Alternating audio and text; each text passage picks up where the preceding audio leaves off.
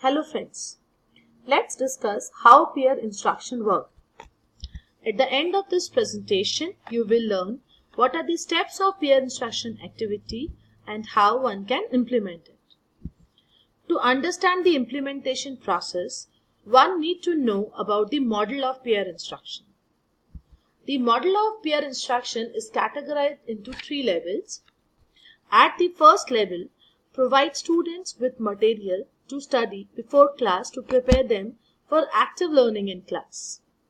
After a brief lecture, say 10 to 15 minutes, ask students a conceptual question. At level 3, ask students to vote on their answers by showing their hands or flashcards or clicker, etc. If under 30% are correct, revisit the concept. Ask individual to think and revote. If 30 to 70% are correct, engage in peer discussion. Students will revote. If over 70% are correct, then explain the answer and move on. If they are still struggling, revisit the concept and repeat the process. At last, remind students the relevance of the activity to broader outcomes. Reflection spot. What is the major elements of peer instruction? Concept test through MCQs, engagement of students with one another, instructor discussion, and none of them. The answer is concept test through MCQs. Now let's learn the whole model, which is segregated into 8 steps. The first step is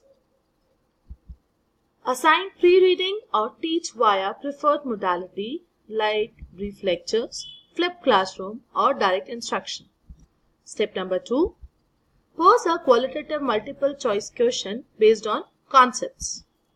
Step 3, using a voting paper, clicker response system, or polling app, each student privately votes on their choice. Step number 4, the instructor gauges the class's overall knowledge as satisfactory or not.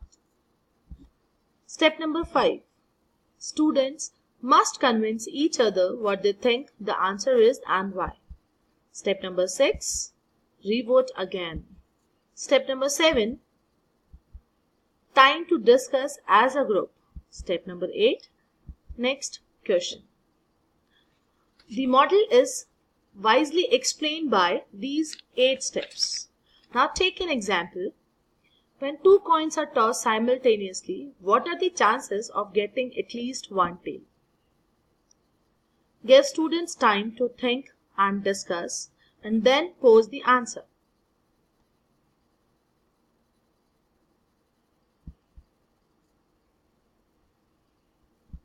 The answer is 3 by 4.